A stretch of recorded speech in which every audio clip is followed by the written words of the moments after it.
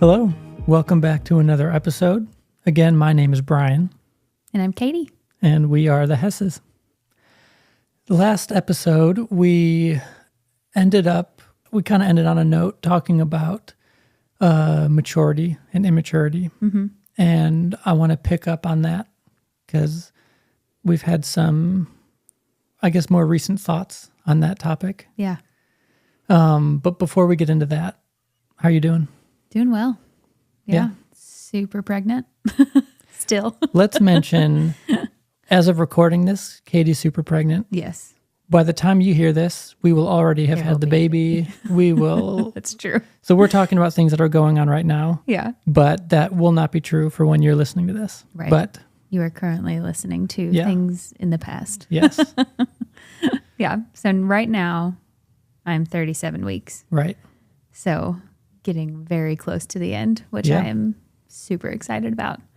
I feel like this pregnancy, it's still been like a really great pregnancy and not been like, awful and long and, painful and all those things. But I think I'm more ready for this pregnancy to be done than I have been with any of the other ones. Yeah.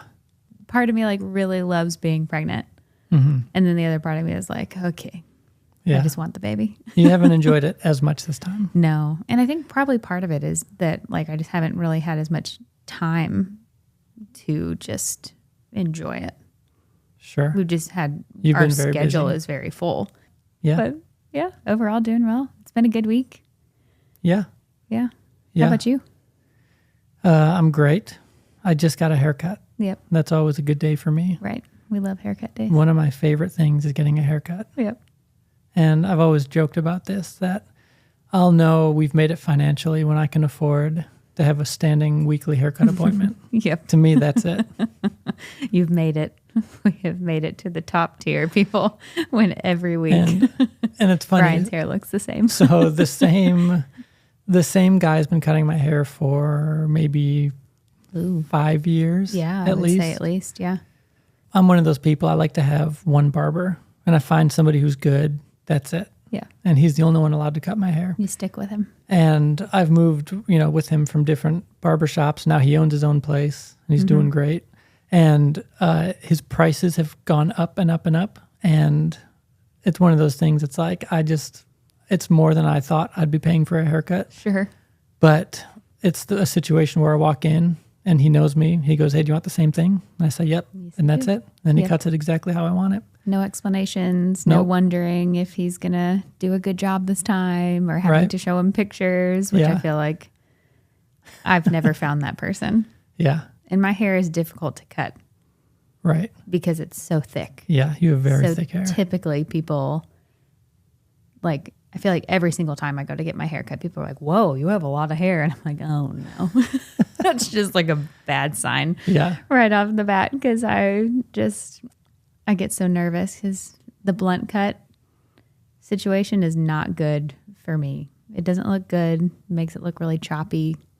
Yeah. And it's just not nice. I don't like it. But that's what happens 90% of the time, even when I say I need it to be like feathered at the ends. Mm-hmm. What can you do? Yeah. So anyways, one day I look forward to having money in the budget for a weekly haircut. Yeah. So look for the signs. If Brian's hair starts to look the same every single time you watch our videos, you'll know that we're doing okay. People have been watching the podcast. If it gets longer and longer with each episode, tell your friends to watch the podcast because Brian needs more haircuts. Okay. So let's talk about immaturity. Now, on this episode, I think there's only like 2 main points we'll hit on. And there are 100 we could. Oh, yeah. 100 things we could talk about. Mm-hmm. I don't remember if we've mentioned this. A couple of years ago, we used to run a discipleship school through our church. Mm-hmm. And one of the things I always loved teaching on was the topic of sonship. Mm-hmm. And there's a teaching that we used to do where there are 5 stages of sonship. And in the Bible, in the New Testament specifically, there are 5 different Greek words that we find son is translated to, or child. Right. Or translated from, I should say. And each of those stages implies a greater level of maturity. Mm-hmm. So there's an overlap where we think of maturity in like natural terms. And, we think about it in terms of just kind of growing up and having greater understanding, greater ability, and our mind is being shaped. Mm-hmm. There are spiritual implications and spiritual overlap with each of those. So while we mature naturally, there's also a spiritual aspect to it. And with that, I won't go too far into that because it's a lot. But, with that, there are different ways that we can track the level of maturity. Mm-hmm. And there are different things we can look at in how we live, in the decisions we make, the way we think about things. Mm-hmm. That all shifts as we become more mature. Yeah. I guess all that to say, there's a lot we could say, but there are two main things we'll kind of hone in on. Right. So it's a bit more easy to grasp rather than like, whoa, this is so maybe much information. Sometime we'll go into like the whole thing, but it is a lot. It would probably take several episodes to get through. Yeah. And one of the thoughts that we've had, something we've joked about often, is the saying that parents will use of kids will be kids. Mm-hmm. That's just always been so funny. Yeah. It's like a glaze over, like, yeah. Kids will be kids. And it's funny that I've never heard a parent say that after their kid did something extraordinary or kind or thoughtful. Yeah, that's true. I've never seen like a young kid hold a door at a restaurant for, for an old couple coming in. Yep. And somebody say, "Oh, that was so thoughtful of your kids." Yeah. And a parent be like, "Well, yeah, kids will be kids," because that is not typically what we equate. Right. We don't think of kids and behavior in terms of the thoughtful and the respectful and the obedient. We think of the opposite. Right. They hit their siblings and they break stuff and they put toys in the toilet. Right. They do dumb things. Yep. They're dumb. They don't think. Yep. They're disrespectful. They're disobedient. And that's when you hear parents saying, "Well, kids will be kids." Mm-hmm. Because it's like, that's kind of the expectation, is that's how they are. Right. Right. And so while we joke about that, there is an aspect where that's true, that kids will be kids. And what we mean by that is the behavior that we associate with kids being kids, that seems to come more naturally to them. Sure. But as I've thought more about that, I think what comes naturally is not just the bad behavior, but what comes naturally is emotions. Yeah. And having emotions is natural. Mm-hmm. Knowing what to do with those emotions is a learned behavior. Yes, absolutely. Yeah. As you can probably relate to as an adult listening, and we can relate to as adults and parents, that like we're still in the process of learning. Right. Or even like, I guess, applying would probably be a better word rather than learning, because I feel like we have learned how to manage our emotions. Maybe still new things are popping up. Yeah. However, that's not to say we do it perfectly. Mm-hmm. And there are plenty of times where, the emotions get the better of us. Right. But emotions pop up, and then you can have this like instinctual reaction of just like, here's what I'm going to do because of what I'm feeling. Right. But so that's what the kids are operating out of. That's what our kids operate out of. Yep. Every time, because that's all they know how to do. Yeah. Yeah. Kids don't need to be taught how to feel angry or how to feel joy. Yeah. They don't have to be taught how to feel those things. Mm-hmm. What they need to be taught is what to do with those feelings when they come up. Mm-hmm. And so what we've started saying is, yes, while it's true that kids will be kids, for that reason, parents need to be parents. Yeah. So kids will be kids. They don't know what they're doing most of the time. Right. They need to be shown a more excellent way. Right. They need maturity to be modeled for them. Mm-hmm. And for that reason, parents need to be parents. Mm-hmm. So we as parents, our responsibility is to become the thing that we hope to see in our kids. Yeah. Yep. So they can see a living example right in front of their eyes, consistently, continually. Yeah. Until they're like, oh, okay. mom doesn't just like smack dad in the face whenever dad does something to make mom mad. Yeah. They talk about it and they work something out together. It's weird. I've never seen mom or dad lash out at the other one. Mm-hmm. I've never seen them, like you mentioned last episode, you shared a story where you and Izzy had a really rough night. Yeah. And you raised your voice. Mm-hmm. But you even said, and this is true, that like you can count on one hand. Yeah. All for the years we've been raising kids now, you can count on one hand the times that's happened. Yeah. Because you and I have worked very intentionally at becoming the kind of people that we hope our kids will become. Mm-hmm. And that includes becoming people who have emotions while simultaneously thinking through what to do with those emotions. Mm-hmm. So the fact that you and I don't lash out and we don't yell, that isn't because we don't get angry. Right. It's not because we aren't frustrated ever. Mm-hmm. It's just because that we have learned how to be angry, how to be frustrated, how to be tired, how to be hungry, and still choose to act in accordance with who it is that we want to be. Yes. Yeah. We can still choose to be reasonable humans. Right. When we're feeling all those things, because it is more difficult to be kind and to choose to take a deep breath and then respond rather than just lash out when you are super tired, when you only slept for 2 hours the night before, when you've been snacking all day but not actually had like a good meal. Like things like that are genuine, like real and honest factors that can affect how you go about your day, but it doesn't mean that that's an excuse to just become reactive and irrational and crazy. Yeah. And so it's obviously going to be easier to just allow yourself when those factors are happening, because those are real things, like I said, but that doesn't mean that that's the best way. Well, and that ties into what we've talked about, the difference between responding and reacting. Yeah. So what you were describing basically is just reacting.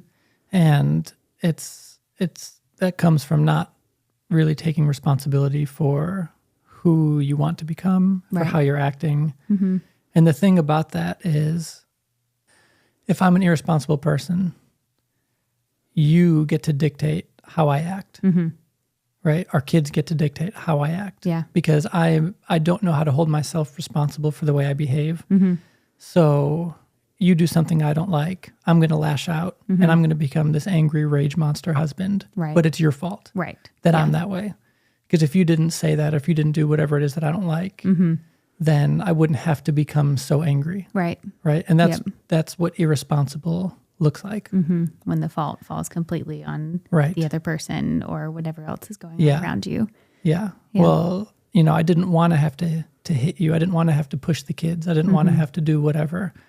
But they acted a certain way. Yeah. And it's their fault that I did that. And I wouldn't have had to. Yeah. Right. And that's so irresponsible. Right. Totally powerless. Yep. It gives all the control to everybody else. Everybody else gets to control the way I act. Right. Yeah. But a responsible person can look around them and they can see that their wife and their kids are going to do whatever they do. And you could do something that I don't like. The kids could do something that I don't like. But if I'm responsible, I'm still going to choose to act in accordance with who I want to be. Yeah. Regardless of what the people around me do. And responsibility and maturity just fall so hand in hand. Because as an immature kid, which they all are, blanket statement, all kids start out immature. Yep. It's what happens after they, or as they are kids from the parents, the teaching, what goes on, as far as like structuring the home around them. That's when they can start to fall into maturity. But I feel like, like you said, we've talked about responsibility and irresponsibility a lot so far, but they go together. So you can't be responsible and immature. Right. Yeah. In the same way that you can't be mature and irresponsible. Because a mature person will say, hey, I'm actually really upset, but I'm actually going to choose to remain true to who I am and I'm going to treat you consistently with kindness until we can work something out together. Right. Instead of adding to the commotion and the drama, which we've experienced a decent amount with our kids of just adding to chaos. And so we have to navigate not just one immature kid, but two who are like feeding off of each other. Because, you know, if you have multiple kids, I know that you have experienced one kid being upset about something and then the other kid observing their sibling being upset about that thing. And then they just get upset about whatever they're dealing with just because they're feeling the emotion from somebody else. But as parents, we can take that situation and we can kind of guide them through like, hey, I understand that you are feeling really emotional here, but what can we do differently to make this situation better and work together to find a solution? Right. I get you don't like what your little sister's doing. Yeah. She's annoying. I get it. But what is a better way for you to respond to what she's doing? And we have those conversations regularly. Yes. Yeah. Like, hey, can you think of a better way to talk to your sister? Or like you're trying to get, and this has been a regular conversation because Izzy is the little sister and she annoys Nora. And that's what little sisters do. Right. And sometimes the fault is on Izzy, but sometimes she's really not doing anything bad. Nora's just in a bad mood. And so she'll snap at her. And so we'll have that conversation. We'll say, hey, I get you want Izzy to stop, but the way you're going about that, it doesn't seem to be working. So see if you can find a different way to talk to her. And Izzy it's like clockwork that if you speak respectfully and kindly to her, she'll do pretty much anything you want. But the minute you ask her with like a tone or an attitude, she's like, well, I'm not doing that. And she's like, I'm going to do exactly what you don't want me to do. But that's one thing that I've loved that we have put into practice with our kids is getting them involved in the problem solving process. No, not just saying, hey, do this instead, which we do sometimes. Just like, hey, here's an alternative behavior. Here's an alternative response. Maybe try this next time and see how that works out for you, because clearly what you did was not the best option. It's just not working. So let's try something else. But that way, that gets their brains working and it kind of allows them to maintain that responsibility again, to take ownership of their behavior. And actually see like, hey, I'm actually capable of making a good decision by myself. Because if as parents, we're constantly making decisions for them, they're never going to feel the need to even think for themselves. And so somebody who is maturing and somebody who we want to become mature, we have to allow them space to actually do that themselves. Or they're just going to be dependent on us. And so when we're gone or not in the room, or, you know, if they're at their cousin's house or whatever the situation is, they don't have to be responsible for themselves because they've never actually been relied on to make that decision themselves. And so we have to give them the freedom to kind of get there and arrive at like, okay, this isn't working out well for me. Maybe mom and dad are right. Maybe I should try something different, and allow their brains to figure that out. And the hard part is you have to have those conversations probably 1,000 times before it kicks in. Big time. And sadly, I don't feel like that's an exaggeration. No. I think, there are conversations that we have every single day. But even though we haven't seen necessarily the fruit of it yet, because we're still having to have those conversations, we trust fully that one day, maybe tomorrow, maybe a year from now, maybe 5 years from now, I don't know when, but I do know for certain that if we'll stay consistent, that one day it's just going to click. And we won't have to have that conversation anymore because they'll get it, whatever it was that we were talking about. And we can be confident in that because we've seen those results with other things that we've put into practice. It's like, okay, I've been telling you this 50 times a day for 2 years and still nothing. Like it seems like it's just coming in one ear and going out the other. But then all of a sudden, one day it's like, oh, there it is. There's the behavior that we were going for. That's what we were trying to like get them to see. And they're doing it. And it's like the best you just feel so accomplished. It's like, okay, they were hearing me. And a lot of the times when you're waiting on that behavior to kick in, it's genuinely due to brain development. Sure. Of where they can actually process the things. But that doesn't mean that we shouldn't start telling them those things before they can actually process it. Right. Because the more times they hear something, the more likely they are to actually like really hear it and take it to heart. Yeah. When they can actually fully process it. Right. And the thing is, if you wait until they are able to fully understand what it is you've been trying to teach them, you don't know when that will be for them. So if you're holding off for that moment, you may miss it. Right. You may go way too far. Yeah. You may try to teach them something when they're 10 that they could have learned at 4. Yeah. Which is a nightmare in all the ways. Right. But if there's something you're trying to teach your kid and they don't really have the capacity to understand until they're maybe 6, say, it's okay if you start at 4 and you work consistently until you hit that point and then they get it. But like I said, if what you're shooting for, can't take root until they're 6, you may not know that. You may try at 8, you may try at 10. And at that point, you're working backwards. Yeah.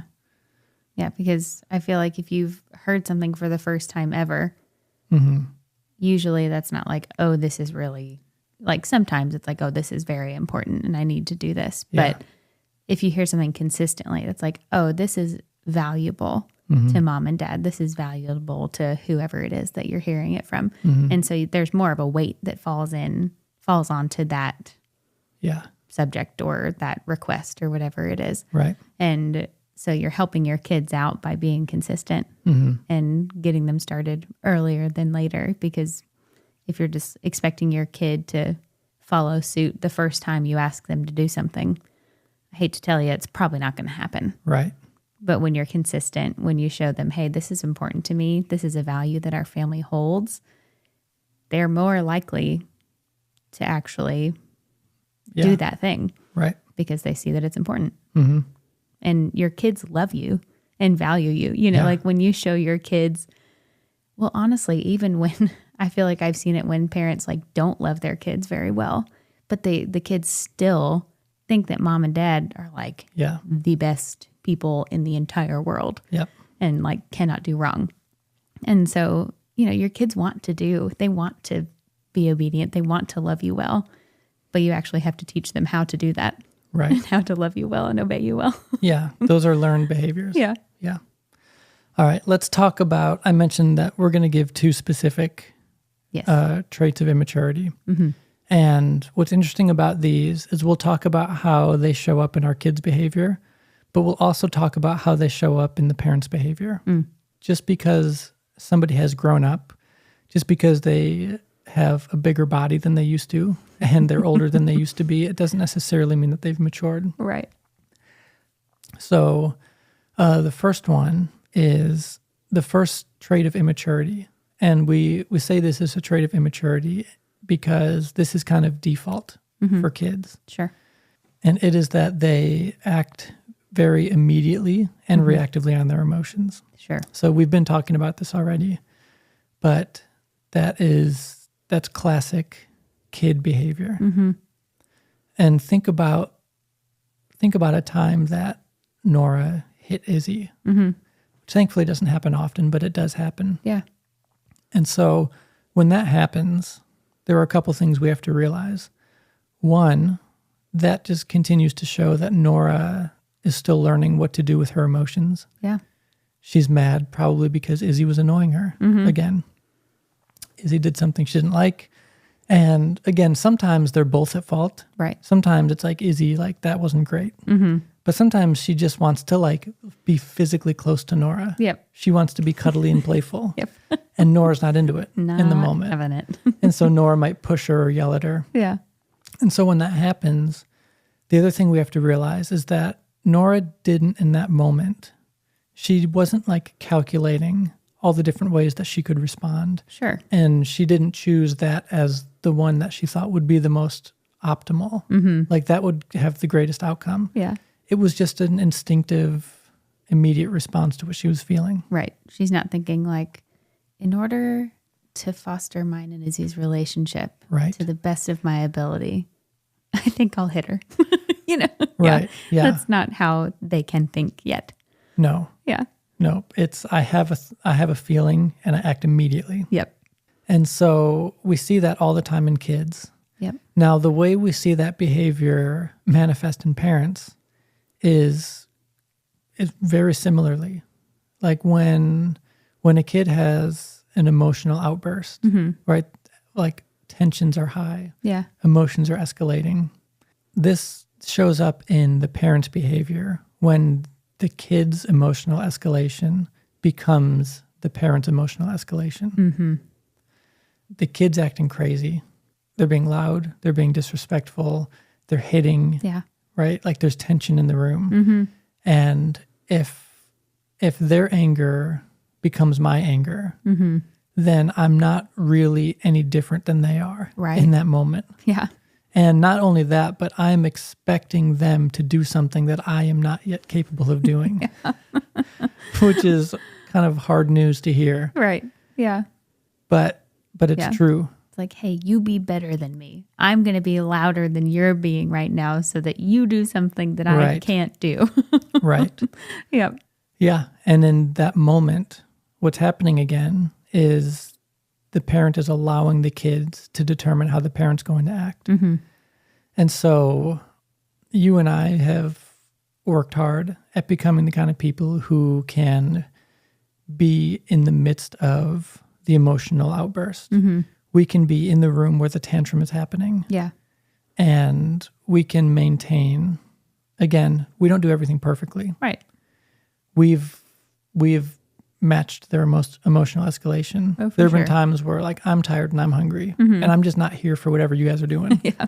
So like get upstairs. Yeah. Like I just can't, go away. But generally speaking, you and I have cultivated an ability to be in the midst of that while remaining peaceful, and we remain joyful. Yep. Not happy because our kids are acting the way that they are, but just because, well, you're not responsible for the way I feel. Yeah. And so I like being at peace. So you can do whatever you've got going on. Yep. But like, I'm not going to let that disturb my peace. Mm-hmm. And just know I'm here to help you. Yeah. If you want a solution, we can problem solve. I can help you find a solution. Mm-hmm. I get you don't like what's going on. I get you don't like we turn the TV off. Yep. Whatever it is. Mm-hmm. I totally understand. You're allowed to feel angry. Yeah. You're allowed to be frustrated. But you're not allowed to hit me. Mm-hmm. Right? Yeah.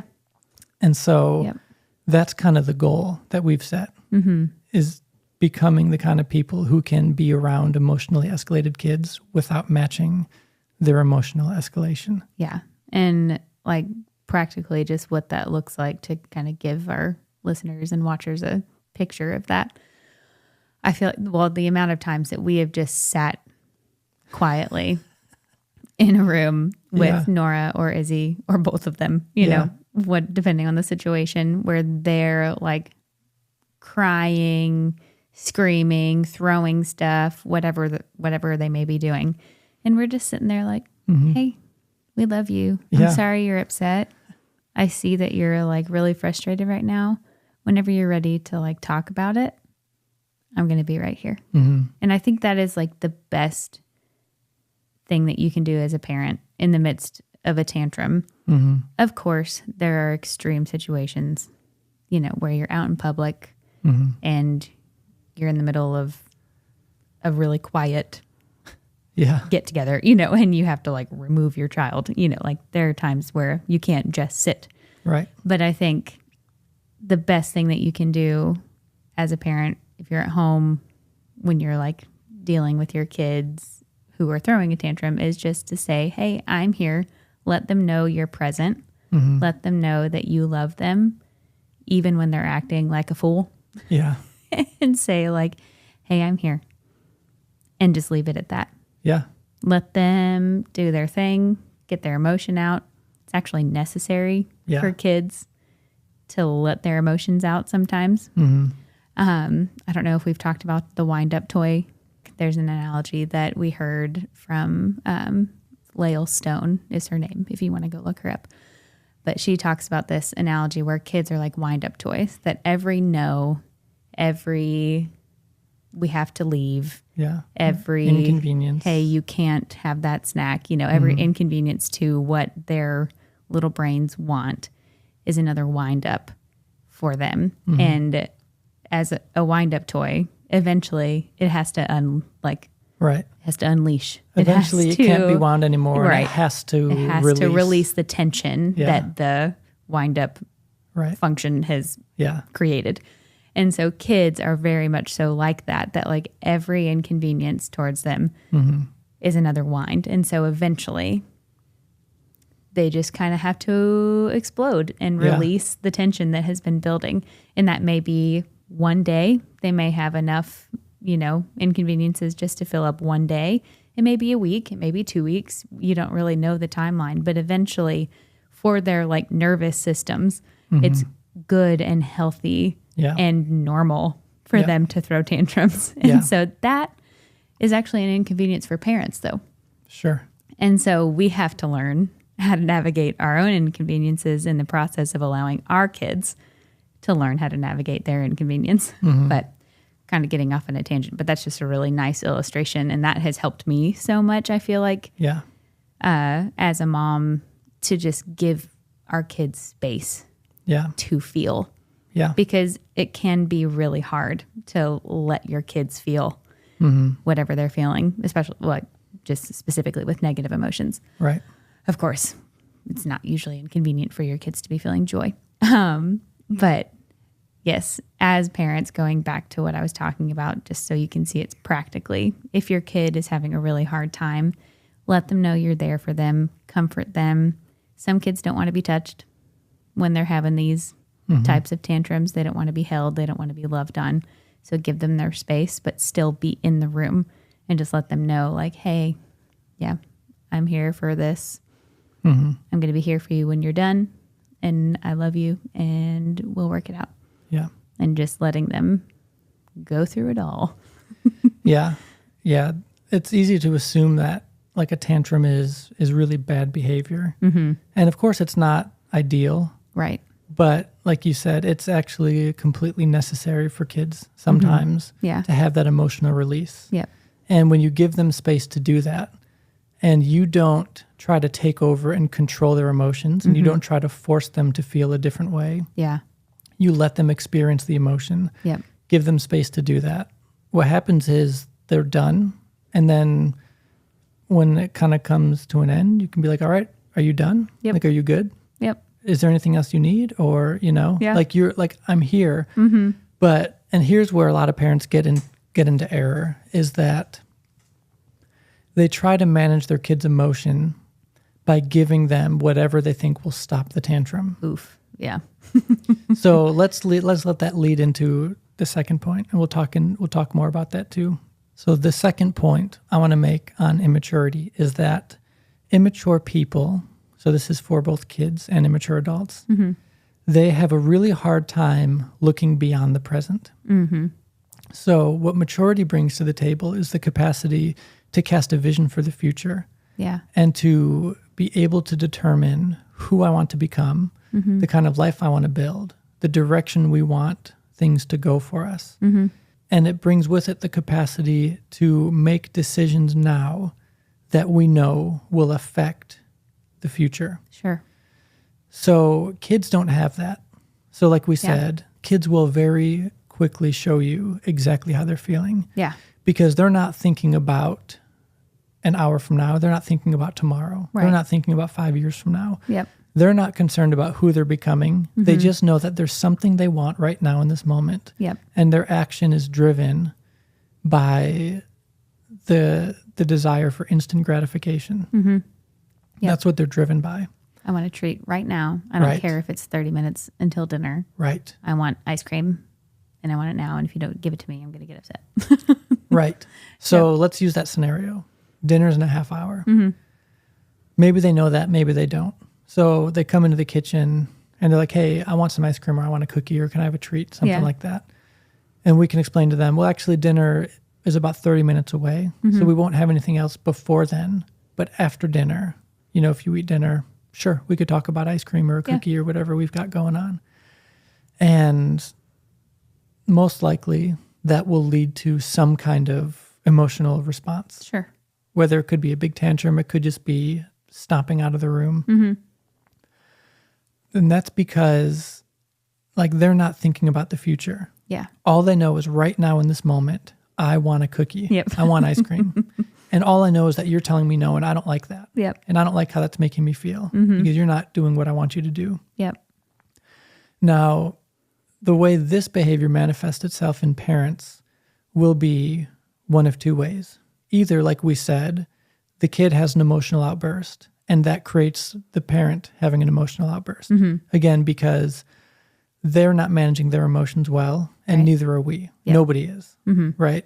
So it could happen that way. Or what happens is they don't enjoy being around those negative emotions. Right. They don't know how to be in the room while their kid is experiencing that. So what they'll do is they'll find a way to justify giving them the cookie, giving them the ice cream, because that will ease the tantrum. And what's happening there too is the parent is in that moment, they're not casting vision for who they want their kids to become. Yeah. They only know that right now in this moment, I don't want you to throw a tantrum. So I'm going to give you what you want. And I'm going to step in and I'm going to try to control your emotions because I don't trust you to control your emotions. Yeah. I don't trust you to manage yourself. So I'm going to do that for you. And I'm going to give you the very thing that will ease that tension. But the problem is long term, what's happening is you are creating in your kids the belief that I can get whatever I want by throwing a tantrum. Yep. And so maturity looks at the long-term ramifications of our actions. And a parent who is mature, who understands this, will have a willingness to endure momentary difficulty or discomfort for the sake of long-term growth. Yes. Yeah, so, that's so good. So, Nora, I get you want a cookie right now. If you eat your dinner, I'll be like, well, sure. We'll work something out. Yeah. Right. It's not that I don't want you to have a cookie. It's just that right now is not the best time. Right. And so you leave it at that. She could throw a tantrum. She could respond however she responds. Right.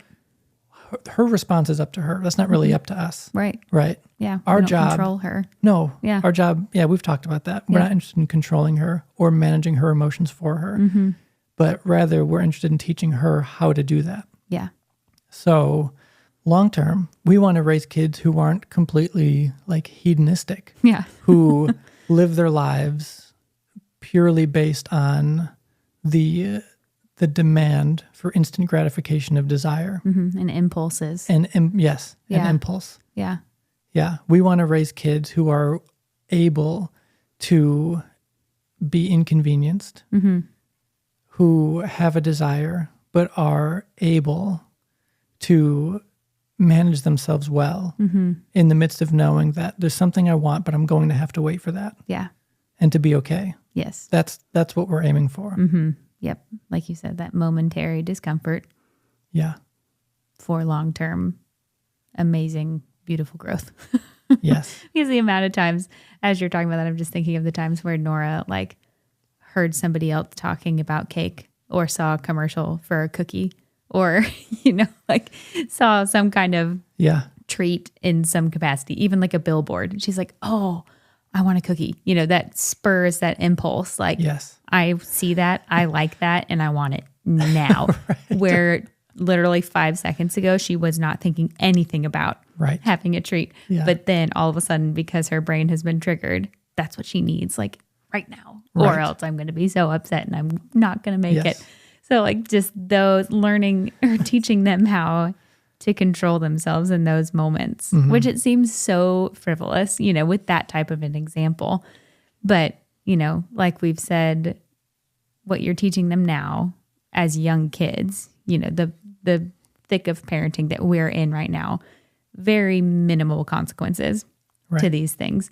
However, they can learn to apply those principles to the bigger consequence times of learning to control their own impulses. Yeah. Where, their behavior is actually well thought out and not just acting on these fleeting thoughts that come through. Because, we have those too. There are so many times where I'm like, I see a sign for like ices, and I'm like, oh man, I'd really love I would give a lot an icy right now. Yeah. But like, do I really need one? Do I need to go like pull over, spend money on this thing that I didn't even have a thought about before I saw the sign? Right. No, I don't need that.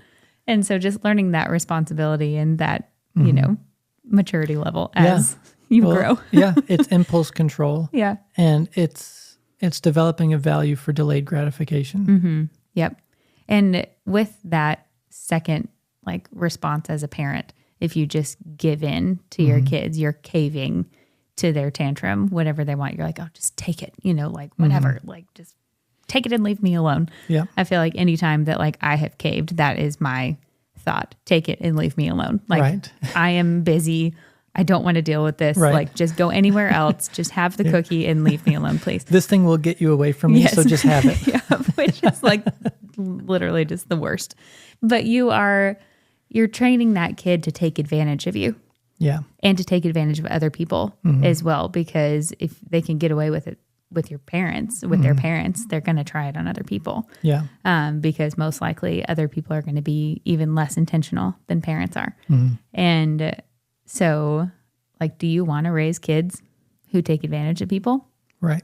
Or do you want to raise kids who can control their impulses, who can think through and have well thought out decisions about those things? Yeah. Again, because right now we're talking about cookies and ice cream. Yeah.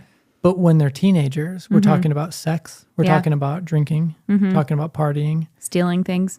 In stores. Yeah. Yeah. Maybe they see something they want as they're walking out of Aldi. Yeah. And there's an impulse to just grab that candy, you know? Yep. And so, yeah, again, our kids are young and we're working really hard at this so that when they're older, the bigger decisions, the bigger impulses, the bigger desires, they will have a greater capacity to navigate those feelings, those impulses, those desires. Yeah. And they will have a vision. We'll teach them to have a vision for who they want to become. And we'll be able to teach them that the decisions that they make today affect the future. So, you know, me and you have a pretty great marriage. Yeah. We've got a really good thing going. And so, you know, we love knowing that you are modeling for our girls what it looks like to be a healthy wife and mother. Right. And I'm doing the best I can to model what it looks like to be a loving husband and a loving father. Yeah. Right. And then the conversation one day will be with them. If you like what we have, there are decisions you're going to have to make that will lead to that path. Yeah. Right. That path isn't going to come through impulsivity. Right. You've got a boyfriend, and this is a scary thought to have now. But the reality is one day they're going to date. They're going to have boyfriends. Ugh. And it's the same way that we right now are not able to tell them you can't throw a tantrum because they can. Yeah. The same thing, they're going to be 18 one day. And in the same way we can't now say you can't throw a tantrum, we don't have the ability to say you can't sleep with your boyfriend. Right. Because they could. They absolutely could. So our goal is not, again, to control them. It's not to eliminate the potential for mistakes. Yeah. Our job is to teach them to think through how are their actions going to affect their future. Do you have a vision for who you want to be? Yep. If not, you need to get one. Yep. And if you do have one, you need to think through the decisions you make today, because that is going to determine whether or not your vision becomes real or whether or not you take a whole different path. Yeah, absolutely. Okay. I feel like that's enough for this episode. Yeah. I think on the next episode, we will probably talk about the difference between demanding and requiring. I think oftentimes we as parents, we can get caught demanding that our kids do a certain thing or be a certain way. Sure, yeah. And that's very different from requiring them. And those are two very different approaches. Yep. And we'll talk about that on the next episode. Sounds good. Can't wait. All right. Well, for everybody who listened and who watched, thank you, and we'll see you next time.